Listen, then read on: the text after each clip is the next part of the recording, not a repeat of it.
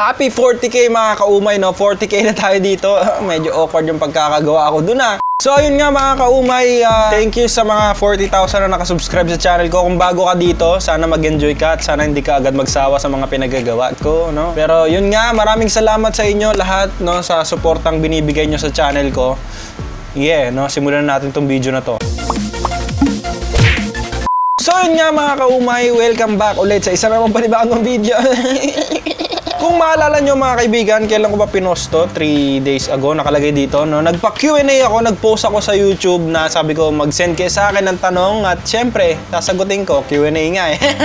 At ngayon ko lang makikita itong mga tanong. Oh my God, no? 726 comments, paano ko sasagutin lahat to, men? Napakarami yung tanong. Hindi ko masasagot lahat to, sigurado, kasi napakarami nito. So, kung hindi ko masagot yung tanong mo, pasensya na. Kung masasagot ko naman, ayos.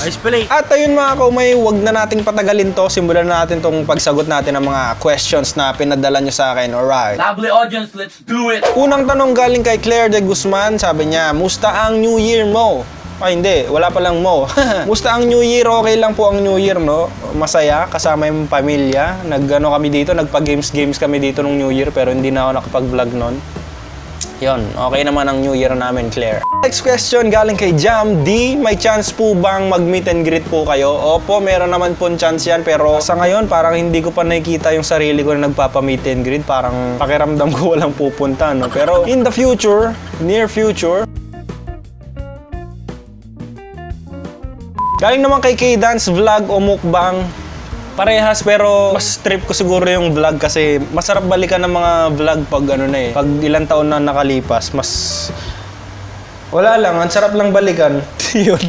Galing naman kay Jersey Joy Abad, bakit mo kasi papabunot wisdom tooth mo? Magbe-braces ka ba? Hindi po ako magbe-braces. Papabunot ko lang kasi masakit nga pag ngumunguya ako. Kasi yung ngipin ko, parang ano eh, di ba? Kunyari, ito yung ngipin na isa. Ito naman yung ngipin ko na ipapabunot ko. Pag ganyan na siya, pag ganyan. Tapos yung nandito sa taas nung wisdom tooth ko, gums. So pag ngumunguya ako, yung gums yun na pangunguya ako, kaya masakit. Ayun, ipapatanggal ko siya para mas maayos tayong kumain, no? Tsaka mas marami tayong mukbang, mas marami tayong challenge na magawa. Kasi kung wala akong gagawin dun sa wisdom tooth ko, pangit yung mga natin, yung mga video natin kasi nagpipiling okay lang tayo pero sa totoo lang masakit yung pagmumaya natin. So hinihingal ako doon. Tanong naman ni CJ Sebastian, pag wala ka nang mamukbang, anong next mo po ang eco-content? Wala na akong mamumukbang. Hindi naman siguro mauubos ang na ba yan? Nakikisali yung mga aso dito. Hindi naman siguro mauubos yung mga mamumukbang ko kasi napakaraming pagkain naman dyan, no? Hindi naman, ang daming pwedeng imukbang. Hindi mauubos ang pagkain dito. Ang inisip ko lang hanggang kailan nyo kaya magugustuhan yung pagmukbang ko. Kasi alam ko darating yung araw na parang wala na kayong paki sa mukbang ko kasi wala pa. Ulit-ulit lang naman eh. Kain lang ako ng kain, maghahanap kayo sa akin ng bago. Yun yung iniisip ko. Anong next pong i-content mo? Hindi ko pa alam. Pero yung channel ko naman ay napaka-random. Kahit anong video ina-upload ko dito. So, abang-abang na lang kayo. Tanong ni Hungry dyan, anong paborito mong pagkain simula nung bata ka pa? Chocolates. Sabi naman ni It's Me, Ellie, Kuya Neil, may chance bang magkagusto ka sa isa sa mga fans mo? Nasagot ko na to nung mga last Q&A ko. O nga pala, sa mga pag may mga tanong dito na nasagot ko na sa dati kong Q&A, hindi ko na siya sasagutin dito, no? Tanong niya, may chance bang magkagusto ka sa isa sa mga fans mo? Opo, meron pong chance ang magkagusto ko, no? Hindi naman malabong mangyari yan, no? Kung alam nyo, si Eman, si Johnny Boy, si Kong, yung mga girlfriend nila, mga fan din nila yan dati. So meron chance yan. Yun. Wala na masabi. Tanong ni Sinigang na Hepon, mahilig din po ba kayo sa mga online games? Dati nung bata ako, naglalaro ako ng mga run online. Tsaka yung mga uso dati, kaso ngayon hindi na masyado. Parang sayang yung oras ko pag naglalaro ko ng online games. Mas okay kung gamitin ko na lang sa iba. Yun. Pero ngayon naglalaro pa rin naman ako. Mobile Legends lang pag may oras, pero pag wala. Tanong ni Ina Gaita, saan ka po graduate? Graduate po ako sa University of the East Manila. Yun. Sabi naman ni Joan Jabat, saan po kayo nag-aaral ng college? Ay, nasagot ko na. Sa UE ako, Manila. At anong course nyo? Bachelor of Science in Entertainment and Multimedia. Tama ba yun? Basta ganun, Entertainment and Multimedia yung course ko. Tanong ni Ira Luisa, lutong bahay o pagkain sa labas? Pa-shoutout naman ako si Ira LGR sa Twitter Lab. Yan, shoutout sa'yo, Ira. Lutong bahay o pagkain sa labas? Pareha siguro. Minsan gusto ko yung lutong bahay, lalo na pag luto ni mama. Sarap ng luto ni mama. Ginagawa mo. Pagkain sa labas, sarap din. Wala, hindi ko alam. Siguro parehas. Tanong ni Obvious Thing, ano ang masasabi mo sa mga taong gusto rin gumawa ng channel na may takot sa kanila, baka hindi successful? Ang YouTube parang bola ng basketball yan. Hindi ka lagi sigurado kung papasok. Ang kailangan mo lang gawin, subukan at tignan kung may mangyayari ba at papasok ba yung bola. Parang ganun, hindi lang naman sa pag-YouTube yan, kahit sa ibang trabaho o kahit sa anong gawin mo. Hindi naman pag pinasok mo yung isang bagay, alam mong successful agad, no? Malalaman mo lang yan pag sinubukan mo na. So, ayun. Yun. Tanong naman ni Lian Brittany. Brittany. Paano ka po nagsimula sa pag-YouTube? Nasagot ko na yun dati, balikan mo na lang. Nagsimula lang talaga ako. 2008 pa ako nagsimula mag-YouTube pero wala akong pake nun dati. Ano lang ako, upload ng walang kwentang contents. Bumalik lang ako 2017.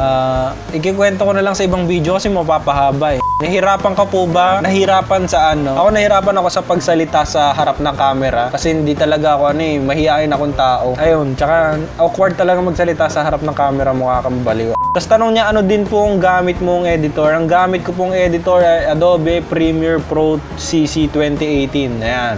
Sabi naman ni Nerissa Gonzalez, kung taga-Antipolo ba ako, may pag-asa bang magkita tayo? Oo naman, no?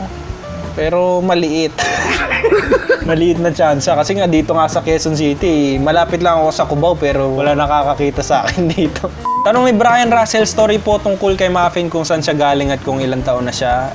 Galing siya sa teacher ko nung high school. Ilang taon na siya ngayon? 3 years na yata siya nung December 24. Pasko yung birthday niya eh. So yun, mag 4 years na siya ngayon taon. Tanong naman ni Catherine Pamintuan, share mo nga info about Muffin, kailan mo siya nakuha? Ayan, soon no, gagawa tayo ng video related lang kay Muffin soon, no, lahat gagawin natin yan. Tanong ni Kenneth July Danoy, paano umisip ng kakainin mo sa harap namin? Hindi naman iniisip yan. Kung ano lang yung pumasok sa akin na parang, uy, trip ko kainin to, sige, video ako, magmumukbang ako. Ang mahirap isipin mga kaibigan ay kung paano mo magagawa isang mukbang video na hindi maboboring yung nanonood sa'yo. Paano mo sila may entertain throughout the video? Tanong ni Jalenitu.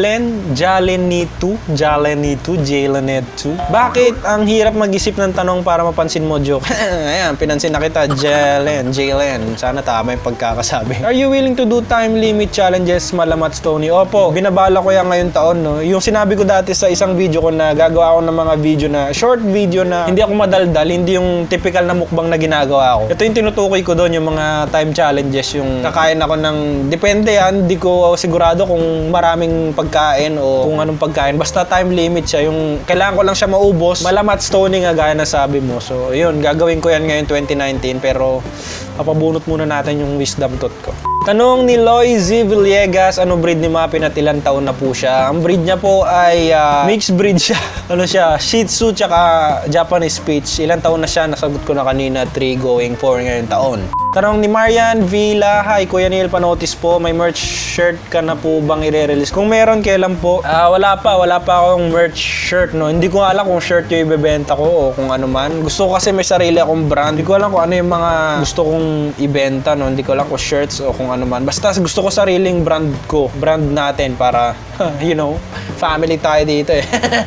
Kung nga pala, pag napahaba yung video na to, pag ano, gusto ko kasi marami akong masagutan na questions para, alam mo, sulit na sulit yung pag-break ko dito sa YouTube. So, kung maging mahaba yung video na to, gagawin kong 2 parts to, 3 parts, depende kung gaano karami yung sasagutan ko. At sana okay lang sa inyo yun. Tanong ni Official Ryota PH, sa mga mukbang mo, kung di mo matapos, saan mo ibibigay at kung tapos ka na sa mukbang mo, saan mo ini-edit videos mo? Marami rin tatanong nito kung saan ko nilalagay yung mga hindi ko naubos. Sorry. Yung mga hindi ko naubos na mukbang, binibigay ko yan sa pamilya ko, no, sa parents ko. Kasi wala, kanino ko pa ibibigay yan? Tsaka yung mga minumukbang ko kasi, karamihan dyan first time ko lang nakain. Kaya kung first time ko nakain, first time lang din ng pamilya ko makakakain yan. Kasi hindi naman kami ganong kayaman na pamilya, no. Kasi nung mga bata kami, hindi kami nabibilan ng ganyan na ano. For example, yung mga Domino's, ano pa bang mga kinain kong mga Krispy Kreme. Yan, hindi namin afford yan dati, no. Wala kaming pambili niyan. Ngayon ko lang natatry yan nung medyo kumikita na ako. At syempre, gusto kong i-share sa family ko. Kaya yun, minsan sinasadya ko hindi maubos para matikman nila. At Ayun, sa kanila na pupunta yan. Tanong ni Hana XD, kuya, kung pagbibigyan po kayo ng pagkakataon na maging milyonaryo, iiwan nyo po ba ang YouTube or pagpapatuloy nyo po ang pag-YouTube nyo habang mayaman kayo? Hindi ko siguro iiwan yung... Hindi ko alam kung pag-YouTube yung iiwan ko kasi hindi naman talaga pag-YouTube yung gusto ko. Gusto kong gumawa ng videos. Medyo ibayin lang natin yung tanong mo, no? Kung pagbibigyan ako na pagkakataon na maging milyonaryo na ako, iiwan ko ba yung paggawa ng videos? Hindi ko iiwan yan. Gustong-gusto kong gumawa ng videos. Mula nung bata pa ako, mula nung wala pang sahod sa YouTube, gumagawa na ako ng videos 2008, wala pang mga ganyan-ganyan.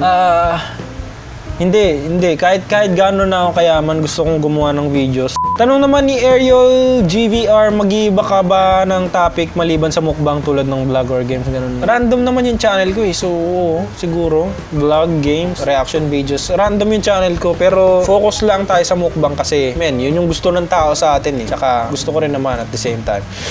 Tanong ni FFC, ano ba tong pangalan na to? FFC Mochi. Message mo para sa mga nagbabalak mag-YouTube.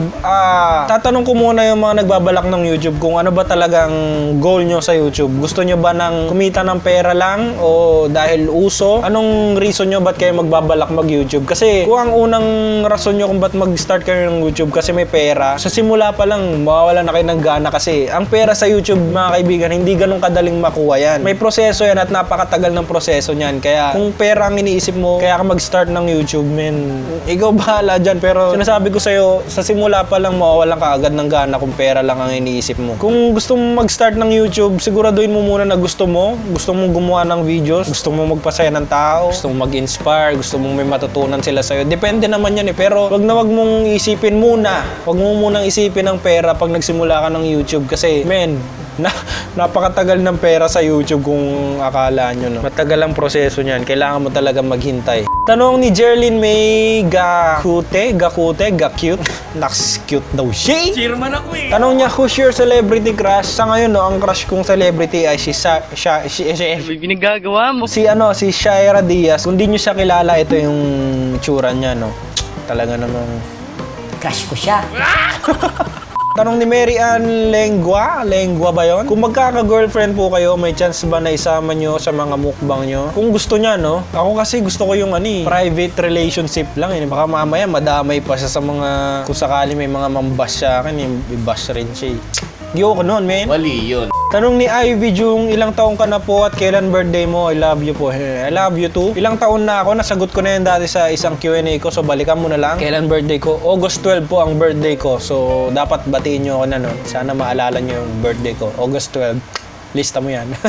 Tanong ni Judith, tabali, ano po trabaho nyo kung di kayo nag-YouTube? May trabaho po ba kayo? Kailangan nyo ba ng yaya? Kundi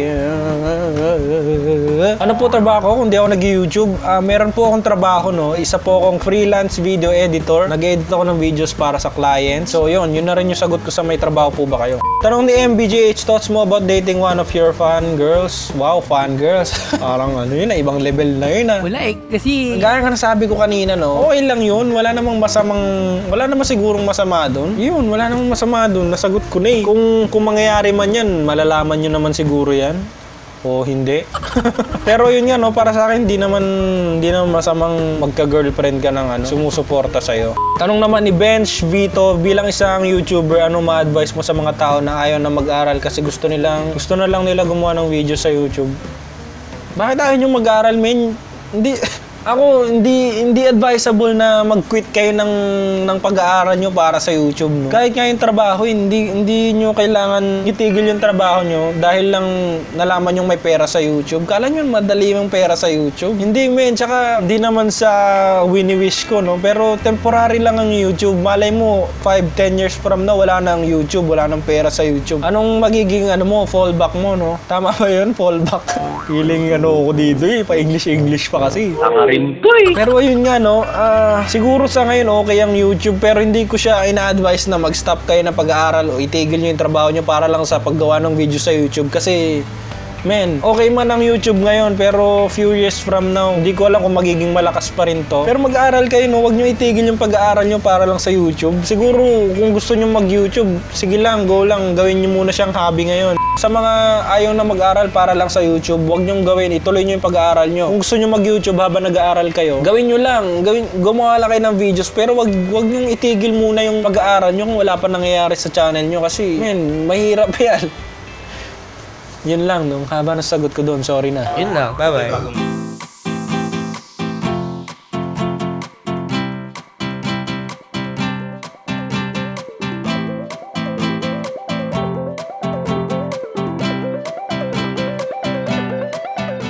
Bye-bye.